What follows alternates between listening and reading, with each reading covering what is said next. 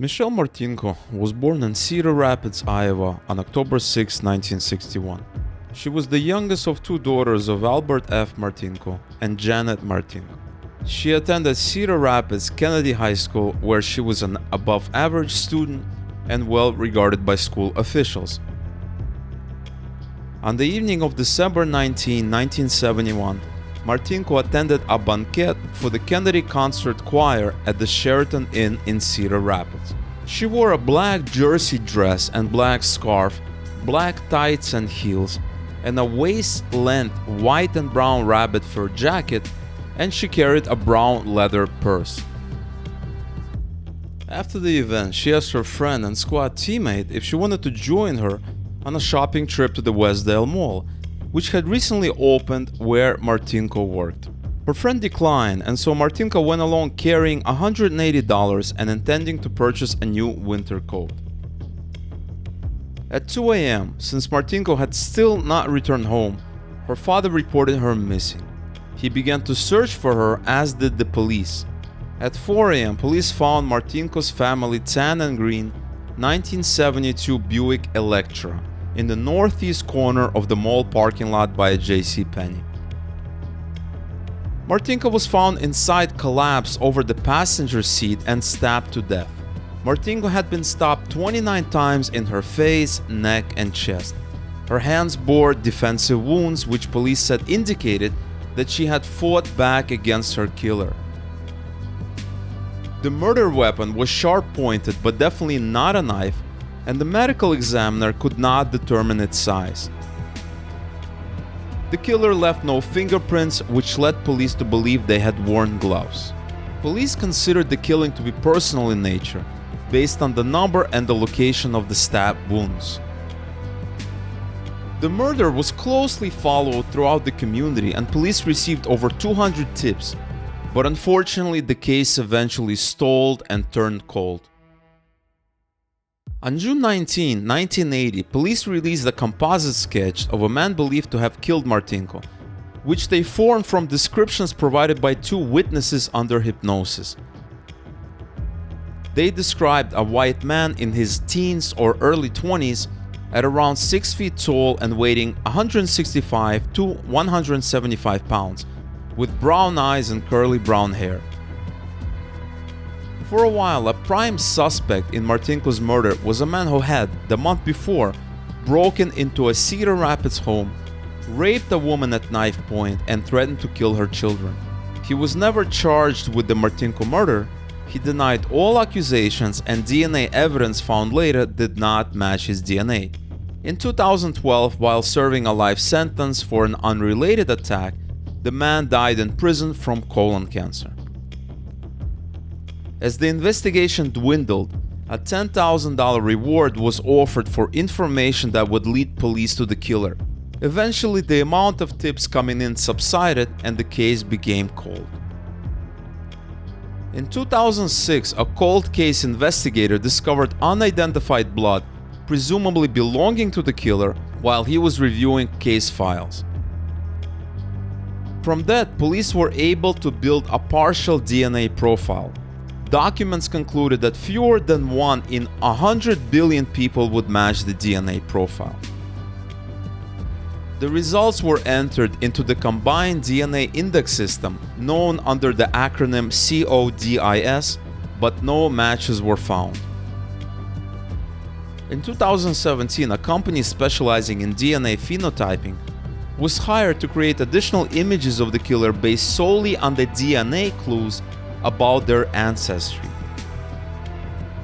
The images looked considerably different from the 1980 composite sketch and showed a man with blonde hair and blue eyes. The police received more than 100 tips following the release of the new images. In 2018, the DNA phenotyping company took the data they had collected the year before and entered it into GED Match, a public genealogy website that has been used by law enforcement to solve other cold cases, most famously that of the Golden State Killer. GED Match returned one person who shared DNA markers with the suspect in Martinko's murder and it determined her to be likely the killer's second cousin once removed. The company created a family tree starting with 4 sets of the woman's great-great-grandparents and reported that the killer was most likely descended from one of those couples. That narrowed the suspects down to a set of 3 brothers who had grown up in Manchester, Iowa. The brothers were placed under surveillance, and investigators began to attempt to collect their DNA secretly. On October 29, 2018, an investigator observed one of the brothers, Jerry Lynn Burns, drink multiple sodas using a plastic straw. When Burns disposed of the straw, the investigator collected it and tested it for DNA. Tests eliminated the other 2 brothers as suspects, but the DNA from Burns' straw matched the blood found on Martinko's clothing. On December 19, 2018, exactly 39 years after Martinko's murder, Burns was arrested and charged with first-degree murder. On February 24, 2020, after 3 hours of deliberation, the jury found Jerry Lynn Burns guilty of first-degree murder of Michelle Martinko. At this time, a judgment will now enter upon the jury's February 24, 2020 verdict, finding Jerry Lynn Burns guilty of murder in the first degree, a Class A felony in violation of Iowa Code Sections 707.1 and 707.2 Code of Iowa. Pursuant to Iowa Code Section 902.1, Jerry Lynn Burns, you are now remanded to the Director of the Iowa Department of Corrections for the rest of your life. The Lynn County Sheriff shall transport Mr. Burns to IMCC Oakdale when there is bed space available. Iowan law mandates a life sentence without the possibility of parole for first-degree murder. On August 7, 2020, Burns was sentenced to life in prison without parole. In September of 2020, Burns filed a notice of appeal. Burns is currently imprisoned in the Anamosa State Penitentiary.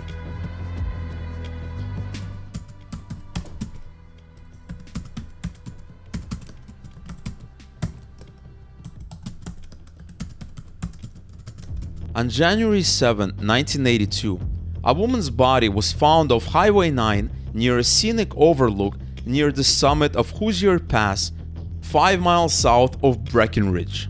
She had been shot twice. Only 2 pieces of evidence were found: a set of house keys and 1 orange sock. Police were mystified. The keys belonged to the woman, but the sock did not. 6 months later and 13 miles away, another woman's body was found, this time in Sacramento Creek near a Highway 9 side road. She had also been shot to death. Incredibly, she was wearing the match for the orange sock.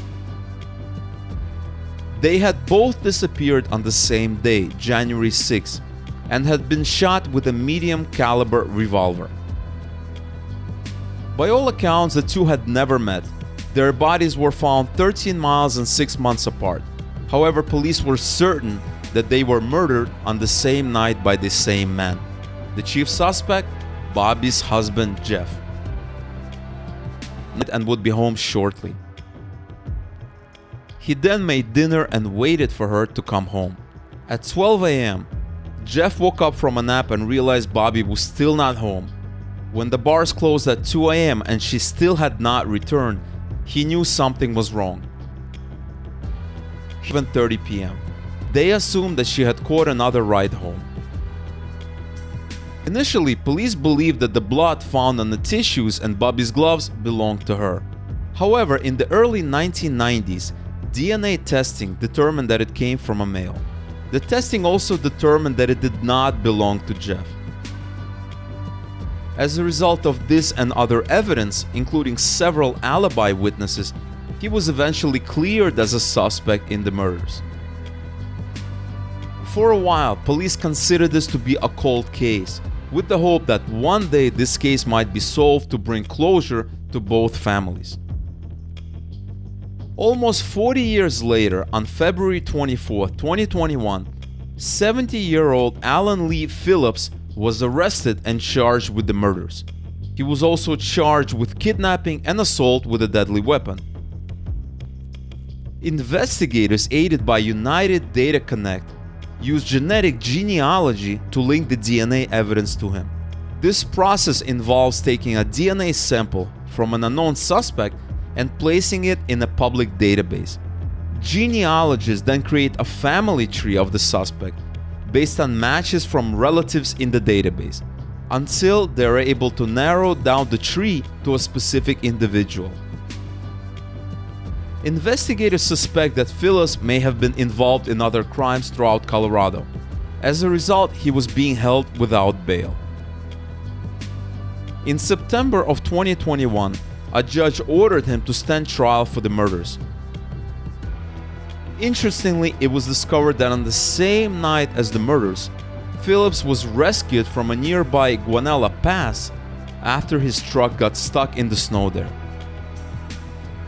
According to a police report, scratches were noticed on his face, but he claimed that they occurred after he tripped in the snow. It is now believed that he got stuck there shortly after committing the murders.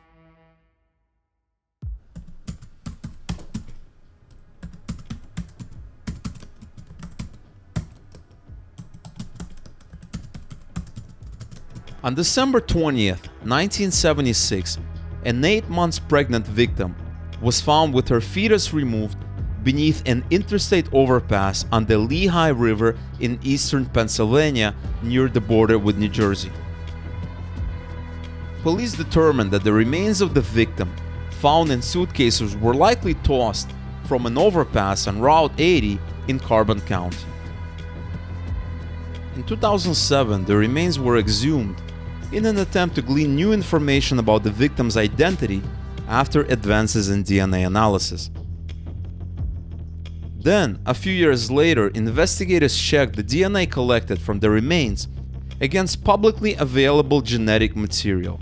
That proved to be a breakthrough in the case. It was discovered that her real name was Evelyn. The person whose DNA match ended up being her nephew on her father's side.